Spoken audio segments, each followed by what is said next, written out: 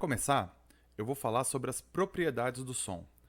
Então, vamos falar sobre o que é som primeiro, né? O som ela é a vibração de algum corpo, a vibração do ar.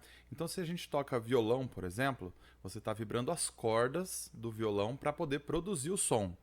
Se você toca um instrumento de sopro, você vibra o lábio para produzir o som.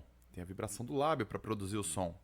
Se você toca se você é cantor, você está vibrando as cordas vocais para produzir esse som. Então, pensando nisso, que o som ele é vibração, ele também vai ter algumas coisas que são as propriedades, que a gente chama de propriedades do som, que é o que caracteriza o som de várias formas. A primeira delas é a intensidade. A intensidade ela está relacionada ao volume de som. Como assim? Um som mais forte, um som mais fraco. Então, se eu soprar mais forte no instrumento, ele vai produzir um som mais forte. Se eu soprar com menos força, ele vai produzir um som mais fraco.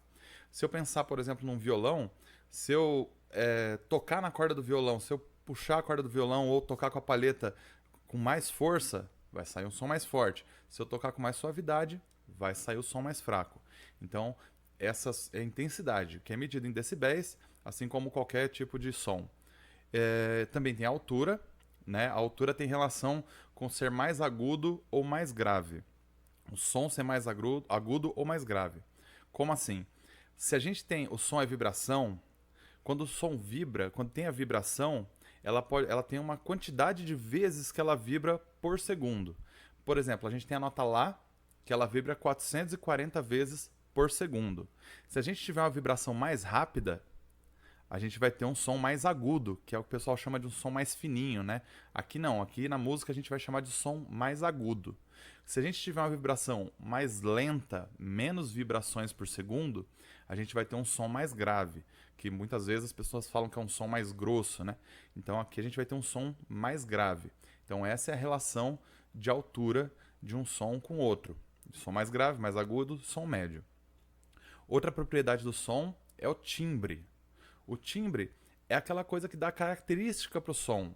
É o jeito do som, é aquela coisa que a gente ouve. Nossa, esse som tá mais brilhante, mais estridente. Esse som tá mais suave, esse som tá mais aveludado, que a gente chama em música, né? Isso que dá a característica do som. E é a coisa que diferencia um instrumento de outro. Então, se você tocar, por exemplo, alguma coisa que tenha na sua composição madeira, por exemplo, o clarinete, que é um instrumento de madeira, ele vai ter um tipo de som. Essa vibração vai produzir um tipo de som.